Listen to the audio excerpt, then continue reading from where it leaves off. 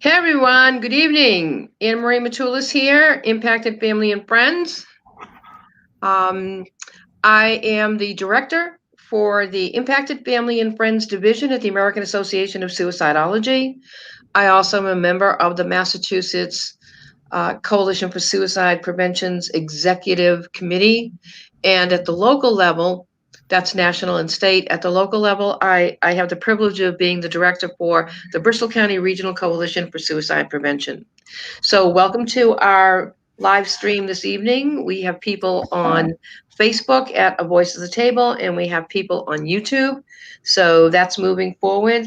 So I think we've been gone for a couple of weeks over the holidays. We hope everybody made it through to the best of your ability. And I just wanted to review for all, who are we? People are always asking us that question. Who is an impacted family member and who would be the close friend?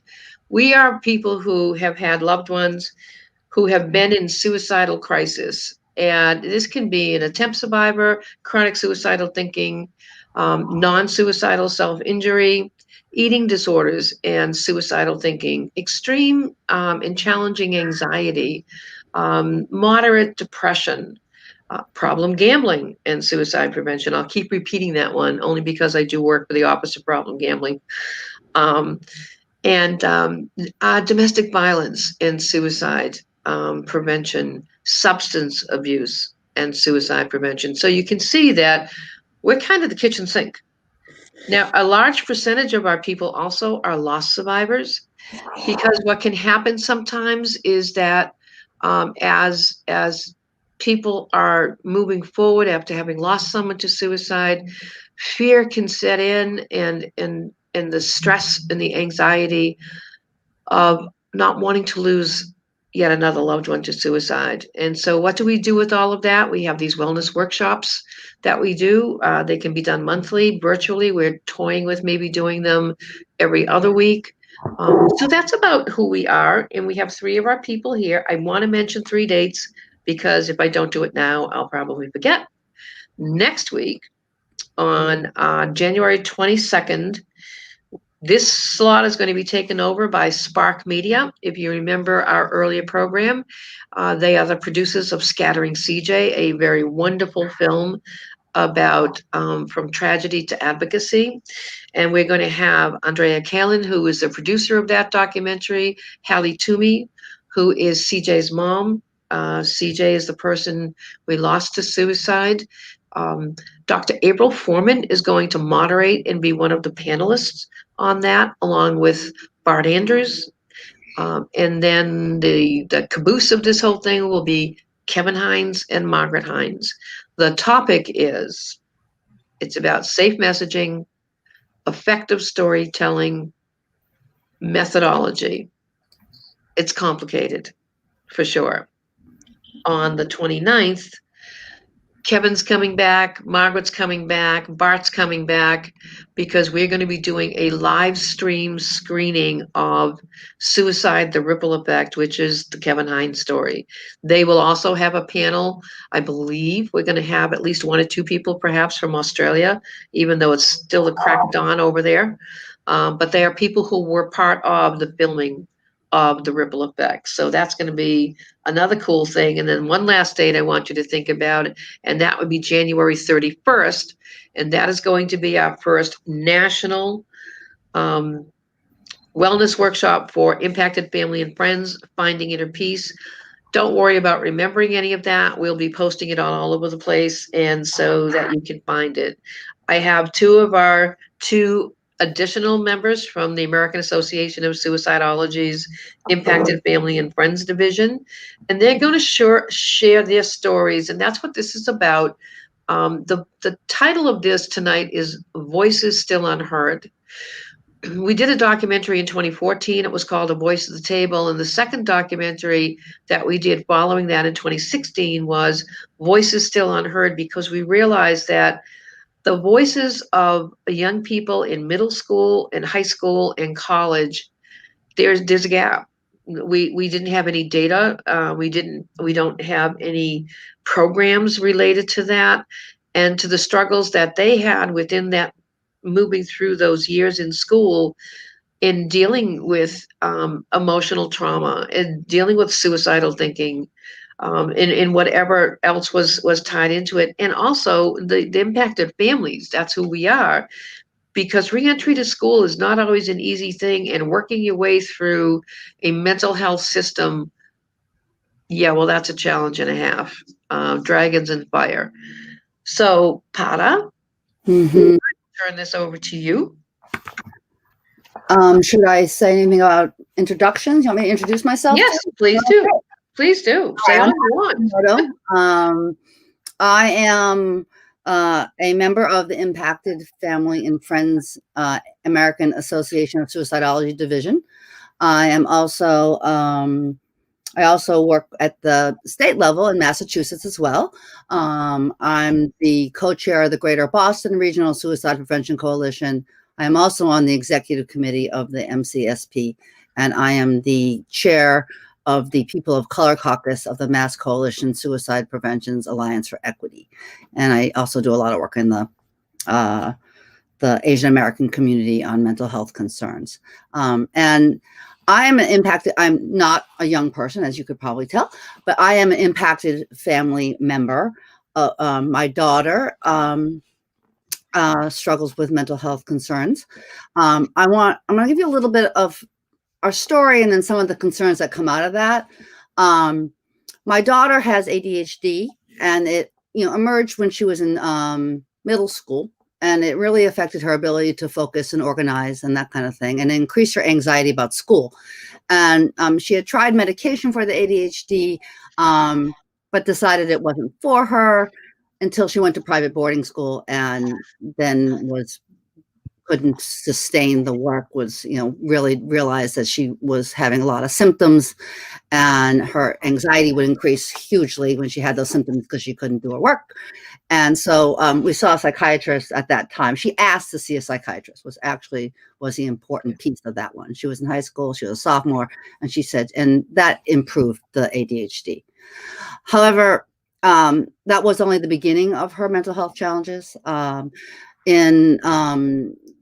On September 17th, 2012, her father was murdered. And I was on this crazy bike trip across the country, and I got a call from her that said, my dad's been shot, and then my dad died. And to make matters worse, it was very traumatizing. The police took her and her stepmother into custody in an interrogation room, left her alone. I was on the cell phone with her. I was in Washington State, and she was in Baltimore. But anyway, this trauma took a really deep toll.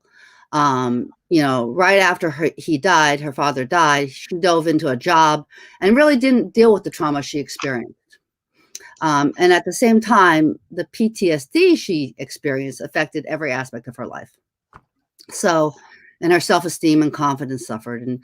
And she wasn't really able to talk to me that much about that specific incident. And we both agreed she needed therapy. She was, anxious to try to get on some kind of healing path because it was so out of control, her emotions. But finding a competent therapist was like finding a needle in a haystack. And it has continued to be a very difficult challenge. My daughter has been, she's a young adult now, and living on her own. And she's been in and out of therapy for a long time, and we've been looking for a good fit. And I also have my own lived experience with mental health. I'm an attempt survivor. And so, I sort of knew that you really had to figure out what you needed, what you need in a therapist, what kind of therapy.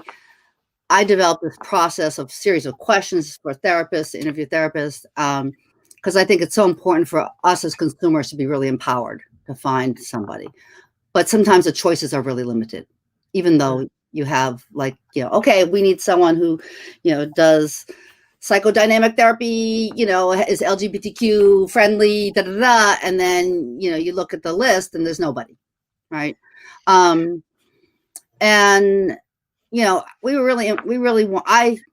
we collectively, and I think I really felt it was important that she had someone who had a systems perspective, that wasn't just looking at her as an individual, but saw the impacted family, saw us as a collective, right? recently she decided she needed to change therapists, and that process is arduous. It's just so arduous. I would get the insurance list. I would go on the internet to vet the providers, and you get these people with like 1 star, and you think, oh, not going there, and I Mm. compiled a short list eventually. I mean, it took hours of 5 therapists for her to look at. And she decided on 2, and then she decided that she would see these 2 and, get a sense of them. I mean, the process was like, I thought really good, except it was forever.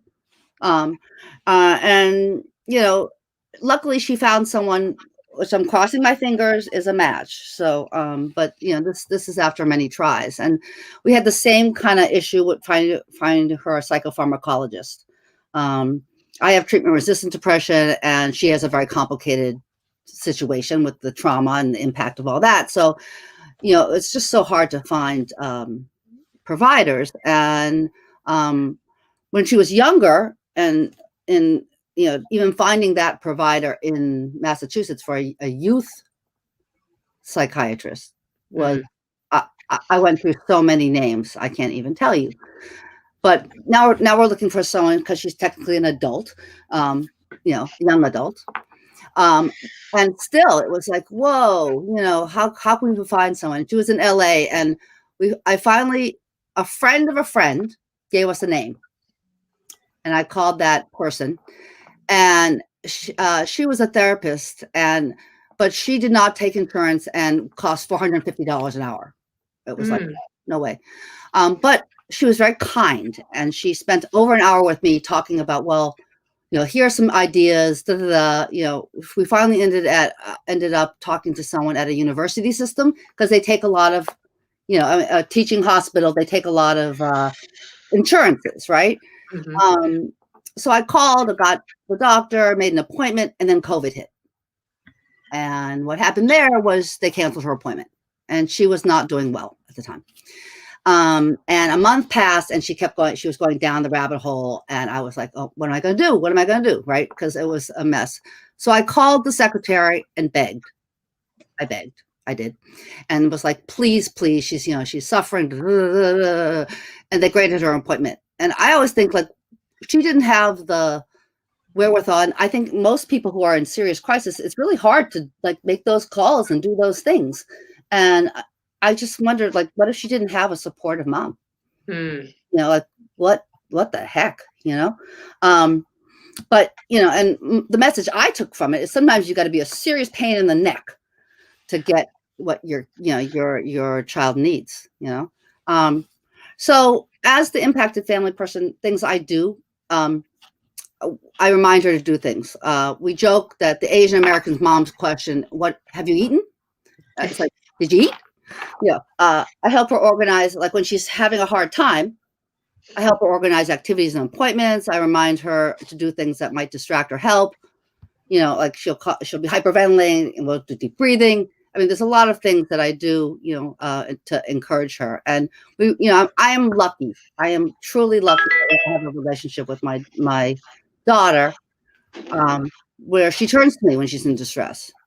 And and that means a lot of things as an impacted family member. It means that at 3 a.m., if she's going down the rabbit hole, my phone's on. It means that I help her.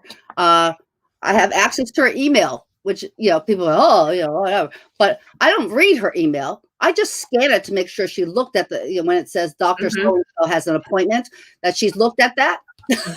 I do things to ground her. And when she's it means that when she was in an abusive relationship, I supported her by reminding her she would be okay without them.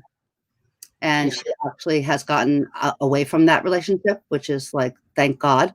And, I think the thing that's hard as an impacted family member is you need to figure out your boundaries, right? I mean, I can't do everything for her, and I can't be everything for her. And being an Asian American means that, there's a really strong sense of responsibility toward family, and so there's that pull, and I don't want to be a tiger mom. I'm not a tiger mom. I'm not going to whip her into shape kind of thing. No, that's not my way. But I know that our collective wellness, hers and mine, Mm. is really important. And as a young adult, she needs to be independent. In some ways, it's like when she doesn't call me, it's a relief, because I know she's doing a little bit better. Sometimes she'll start edging into dangerous territory and not call me, and then then it's a little scary. So there's that like weird nervousness you get as a mom.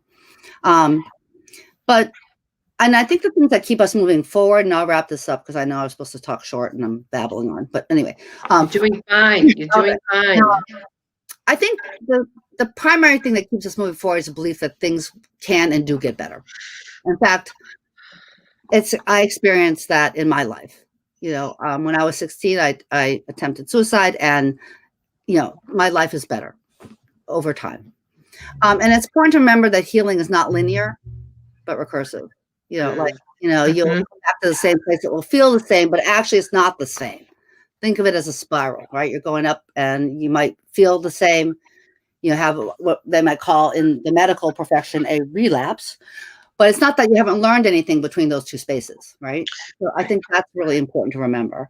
Um, and and when my daughter is hearing, I try to keep the hope for both of us, because I can do that for her. And I send her emojis and inspirational statements. I'm probably really annoying to her, but that's okay. I'll take that. And I think things that need to change is things like the system. We need easier access for treatment for youth and young adults is not enough. We need more diverse providers and services. Mm. And we need to educate providers about IFF and the importance to see the system that the young person lives in. And in my opinion, and this may be controversial, but I think we need a single payer system where access to providers is streamlined, and we're not like looking at insurances and, kind of losing our minds all the time about like, oh, you're not covered. Oh, crap. That kind of thing. So those are my little take homes. So anyway, Joseph, it's all yours. Or Anne Marie, whoever. Well, if I can just step in, part of that, I'm going to suspect Joseph feels the same way I do. You just encapsulated the personification of the impacted family member. Yeah. The roller coaster, the emotional roller coaster that we have all gone through, millions upon millions have gone through. And thank you for encapsulating it that way. I mean, that if we could see millions of people out there, I would guarantee heads would have been nodding like this. Oh my God, someone else had this same experience. Oh my God, that's how I felt. No, that was wow. That was really, really helpful to explain. I could feel the process of what we who are impacted all go through, to the laughter, to the tears, to the fear, and then finally saying, it's going to get better. It really is. Joseph, tell us Hello? about. No. You have so much to share. You've written a book. You were motivated to do that. You've had these experiences. You're on the other side of us. Um, and so please do talk to us about your experience. What went well, what didn't go well, what needs to change, and where are the gaps? Okay, Okay, so, we're all ears. well, first, I guess I'll start by introducing myself. So, I'm Joseph Marks for the people who do not know. I'm a current college student at UMass Dartmouth. I'm a freshman. And then, yeah, I guess I'll just get into my story. So, it all kind of started, my first kind of bout with depression and suicidal ideation was back in middle school. It was my last year of middle school, seventh grade, because in Taunton we go to high school at eighth grade. And kind of stemmed from bullying and also just kind of like internalized hate of who I was becoming, like who I was at the time. And so it just kind of turned into a spiral of setting off like all the other like problems in my head. And then we ended up having to go to the ER at one point, and that was not a good situation at all. Ended up sitting in the hallway for a while, and then they said, well, you're gonna have to wait like another couple hours, or you can drive to your mom can basically sign an against medical decision paper and drive you to Norton Crisis. So that's what we did. We drove all the way to Norton because that was the closest crisis center, because that was the closest crisis team that were gonna have to come to the hospital. And so then we ended up having to go there, had to explain everything, and then wait a while, and then figure out that the insurance didn't want to cover anything, so we had to keep fighting with them. And then my mom had to bring me home because this was already like late at night at this point. She ended up having to watch me. Thank God she was there. Thankfully, she had to be on like 24-hour watch. Thankfully, love her. It was just a very bad time. Then we ended up going to a day program at one point, and since it was voluntary, they couldn't force me to be there. So then I didn't go because I didn't want to. I don't. And so then we had to drive from there back to crisis again, fight with the insurance again, probably was with my mom again for another like week, her trying to keep like a watchful eye over me before I got an overnight program. Not much really happened there because it was winter, so there was a lot of blizzards and stuff, so it wasn't really helpful because a lot of the providers weren't able even to be in the building most of the time. And then the insurance only wanted to cover 1 week, so I know I was back to home, and it was a big mess. And then when it was time to re-enter school, that didn't go very well. There was a lot of fighting with principal and vice principal about like, because I didn't want to be there, and there was a lot of fighting about getting my work done and stuff. I had to be brought in by a truancy police officer for the first time to even get me back into the building. And then this was right before break, so we had like a pep rally that day. So luckily I was able to just go to like with my band teacher and just chill, thankfully. Yeah, it was just not a good experience. We had to fight with teachers to like try to figure out ways to make up the work because there was already so much going on, and then I still wasn't mentally okay at that point. And so it was a big mess getting back into school, so that was a huge problem by itself. And then luckily I found like a therapist and a psychiatrist, and so everything was going well for a good period of time. And then senior year of high school started to kind of go back off the deep end again this past year. And so then ended up at that point I didn't have a psychiatrist anymore because my therapist had moved, and so we couldn't see the psychiatrist where she was originally. And she went to a private practice, so there wasn't a psychiatrist in the place where she was because it was a private practice. And so we were just I was just taking the same medication I was already on because it was working for that period of time until obviously it didn't anymore. We ended up back in the ER to see if they would help. And basically that wasn't a good experience. At that point, Morton has they call it the purple zone. That's where it's basically like the psychiatry unit for the ER. Wasn't a very good experience. Nothing really happened except I just got to be around a bunch of people who I don't want to say anything was bad, but it was just like a bad because like everyone around you was kind of loud and rowdy because that's what happens. People are in those mental spaces, everyone's affected differently. And basically they were like, do you want to kill yourself? And I was like, yes. And then they were like, do you have a plan? And I said no. And so they sent me home because I didn't have a plan. Which that shouldn't have happened in the first place. Like, I know myself being in that mindset, I could have thought of a plan if I really wanted to in like minutes and just impulsively done things because that's where my brain goes. But obviously, clinical side, they don't really understand that. And so thankfully, we had to search around for a long time to find a psychiatrist because since I was around like I was 17 years old, a lot of pediatric psychiatrists didn't want to take me because I was about to be an adult, and a lot of regular psychiatrists didn't want to take me because I wasn't an adult yet. And so then that was a whole issue. So that's kind of like my personal story as like as a survivor, and then as impacted family and family member. It's just like my sister has also my siblings have had a lot of mental health issues themselves.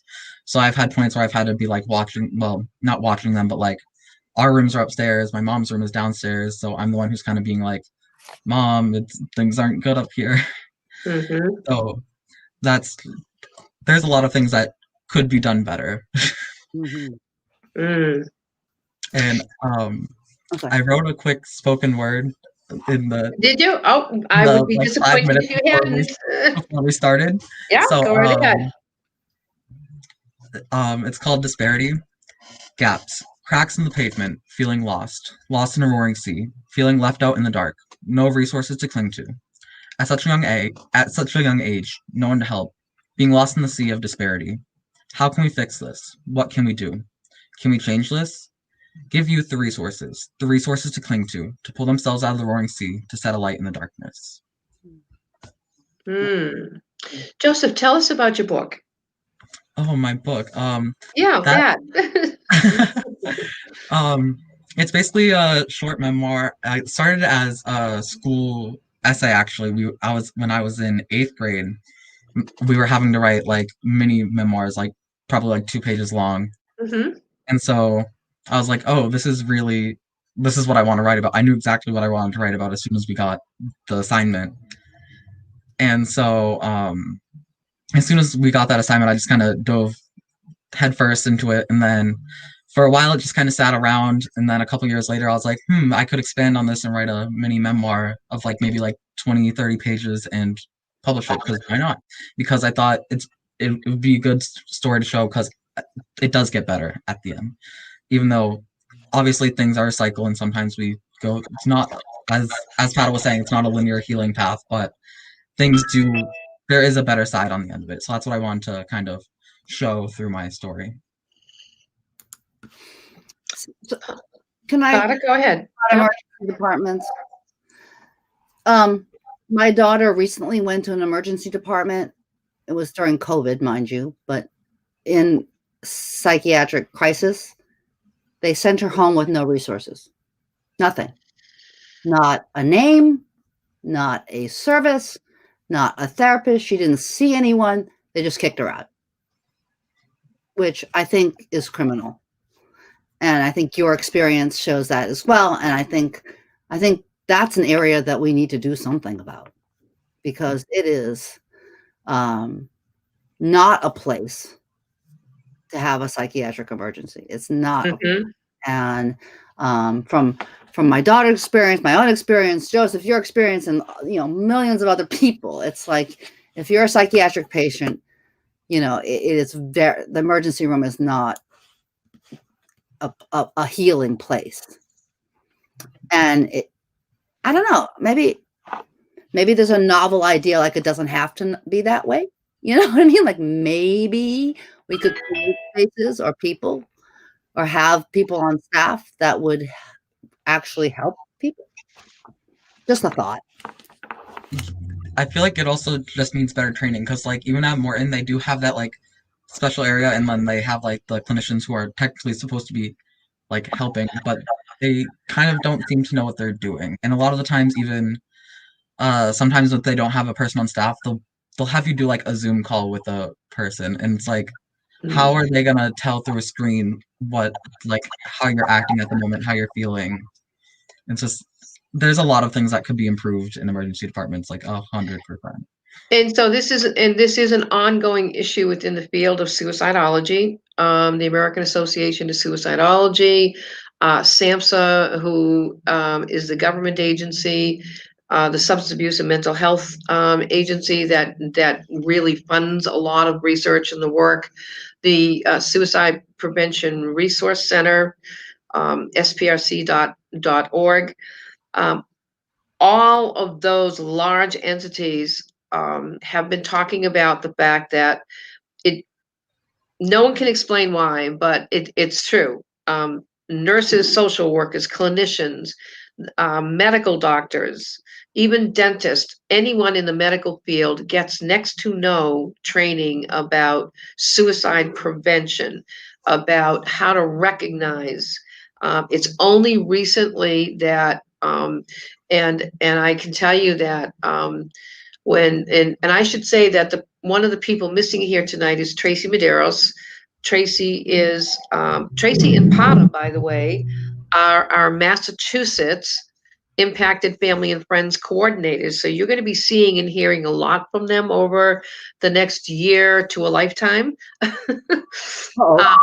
of delivering programs. And Joseph even sat on in our training, because we are looking to create, edit, and adjust our workbooks so that we can do them for youth also. But Tracy has talked about this a lot too, because being older, not as old as Potter and I are, but being older, when she went to Taunton High School, they didn't have any of the things that you even had at your fingertips. There was no access center. As she would put it, there was no Debbie Brown there, that she's come to know and love. And no one knew what to do with her. And that's what happens. And she had the same experiences. So unfortunately, not a lot had changed in 20, 30 years, that when she goes to the emergency room, the clinicians are not informed. They really honestly don't. They honestly don't. It's not your imagination. They honestly don't. So one of the things that we're working on, we being Impacted Family and Friends, with AAS is, and part is a part of an important part of this, is that we are developing a curriculum to put together to be able to educate clinicians, all healthcare workers, clinicians, on how first and foremost to recognize an impacted family person, and second, know what to do with that information. What we're working on even more, and that's the workshops we've been talking about, then that's about the resources that we're developing. So it's not your imagination. I know clinicians can take a hard knock now and again, and the ERs do too. And I'm not sure how that gap happened, other than there's no political will for it. There has never been enough money towards suicide prevention. But the experience, unfortunately, the experiencing that you both have described is still happening today. And that can be damaging and destructive to both the family, as well as the person at risk at this time who's struggling.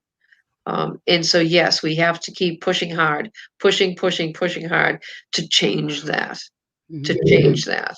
Pada, any other thoughts? Well, system error, system issue, right? I mean, it's like individual conditions. I don't want individual conditions and people to, take it personally. It's like an issue around education of people. It's an issue around access. It's an issue around money. It's like those are the issues. It's an issue around, the discrimination, and I know you don't like the word stigma, but I'm still using it, Anna Marie, because people are stigmatized. They are. And that all plays in to people's perceptions of people with lived experience with mental health concerns. And stigma is taught. That is a learned behavior. We're not born with it. So Joseph, going in through middle school and high school, without all the details, did you feel that? Did you feel that you were judged? That there was a stigma, that somehow you were different, because you were struggling emotionally with your peers? You said there was bullying. How intense was it? It wasn't super intense, but it was enough to just cause that downward spiral. And during middle school, I definitely felt like an outcast. I felt not with everyone else. But in high school, I feel like my generation we've talked a lot more about mental health issues. If you look at my generation on social media and stuff, the only thing is I feel like instead of having serious conversations about it, we're joking about it a lot, which isn't necessarily helping everything all the time. But it's at least helping have the word out there and showing that it is a problem, at least. So I think that we're slowly progressing forward, but we still could be doing a lot better. Okay. My head is spinning with several thousand different thoughts here. And I guess I want to go back to, so if you're out there, are people out there, Connie, by the way, I don't know if you saw the chat box, Joseph, but you thanked very much for sharing your story. And that is so important. Storytelling is a key here. Storytelling is so important, and to be heard without judgment and prejudice, for sure. But there are good things happening, and it's exciting, on my end, honestly, that a lot of the upstart crew here is Massachusetts based. and we're bringing it nationally and internationally.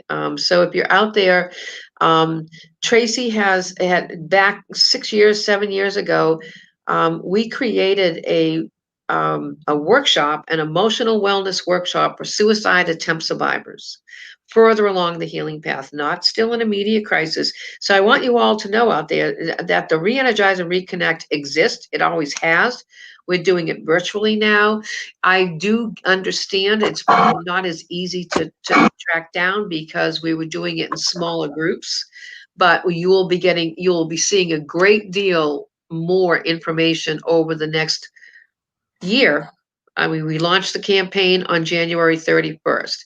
We started with just attempt survivors. And it was amazing. Tracy had this crew in a room, and some knew each other maybe casually, but most people were strangers. By the end of 2 hours, they were almost like family, because for the first time, they were able to sit down with other people who knew exactly how they felt, and they didn't have to explain themselves. Mhm. And they weren't judged, and they could say anything, and people would go, "Oh my God."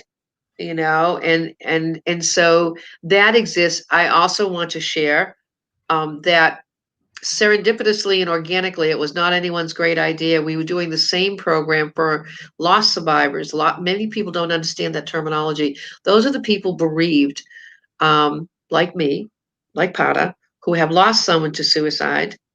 Um, and they looked at one day, we were doing a grief support session, and they said, "Well, what's that?" And they picked up the manual and they said, "Well, why can't we do this?"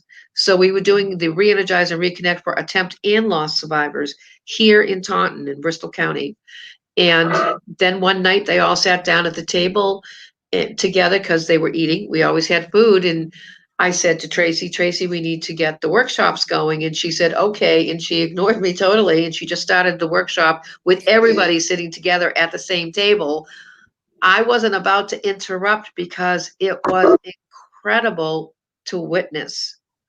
They laughed together, they cried together, and there was a connection that no one could have forced to happen. We call it blended hearts. There is so much in common. This exists, and I wish we could tell you that we had tons of money so that we could have let you all know about it, but we're getting there, not with the tons of money, just with the ability to, I wish, I wish. But it's a very, actually, it's a very cost-effective workshop. It's a wellness workshop. It's all peer-to-peer. And you're going to be hearing tons of information about this over the next year. And this is the project that we're going to ask Joseph to lead for us, to bring some of his peers together to adapt it so it is accessible and helpful to youth. Because that's the other problem. When we go out of those hospitals, there are not programs available for any of us, the family members or our loved ones. And the other is for people like you heard Pada share her experience. That's called Finding Inner Peace. So we have that workshop too. And I hope you're getting excited about that. I know we are, at the opportunity to be not just here in Bristol County, this is going across the state of Massachusetts. We now have coordinators in Massachusetts, Maryland, Missouri, New York State, Florida, Puerto Rico, Washington State, Colorado. Did I miss somebody? Mm. I think that was it. Okay. That's just the beginning. We've only just begun. We've only just begun. So I hope you found this helpful. We need youth to be willing, whether it's middle school, we hope they'll come and talk to you, high school, and certainly college and beyond, the 25s, the 30-year-olds. I think we have generation who have not been able to feel comfortable. I'm so happy to hear what you're saying, Joseph, because, Devin tells me that, our videographer. So he graduated 4 years ago, I think. And there's a whole crew who were at the teen center, and they have stayed together, and they've met other kids online, and they take care of each other. They don't argue, but they take care of each other, and we don't do that. And so I'm thrilled about that. But the last thing I want to say and ask a final thought from each of you is one of the most important things that Joseph Potter and I have discovered is there has to be soul care. We have to do this. It's exhausting to stay well. It is very tiring to try to stay emotionally balanced every day. I don't care who you are. That's hard work. Tracy talks about that a lot as an attempt survivor. People say, "Oh, you're doing so well." And she said, "No, I'm exhausted." That's hard work. That's really hard work that you see me like that. So positive, so upbeat and resilient. She said, "That's hard work." Um, so we have to take care of ourselves, because if Potter and I don't take care of ourselves first, we cannot be of any value to our loved ones who are at risk. So, Potter, a final thought, takeaway? Um, I, I think I just invite people to think about where they sit in this conversation, because and I think the importance of soul care for all of us, particularly in this time of tremendous upheaval and transition, is really critical. I also think that that we can support each other across our uh, identities, if you will. I mean, Mm, across, loss fires, attempt fires, impacted family, yep. that there's ways that we can definitely hold that space for each other. Thank you. Joseph, final words. Yeah, I feel like we're definitely heading down a right path, and we just gotta keep pushing forward and keep pushing the boundaries and kind of showing that we are here. We do have these lived experiences. They're not going anywhere. We can't erase them. And let's kind of keep pushing forward and creating more resources and basically things to keep us kind of on some sort of healing path forward. All right. In other words, everybody, buckle up, because we're not going anywhere. We're already known as the upstarts, a merry band of upstarts, we were called a couple of years ago. And I love that, and I believe it. If you are interested in the work we're doing, to get in touch with us,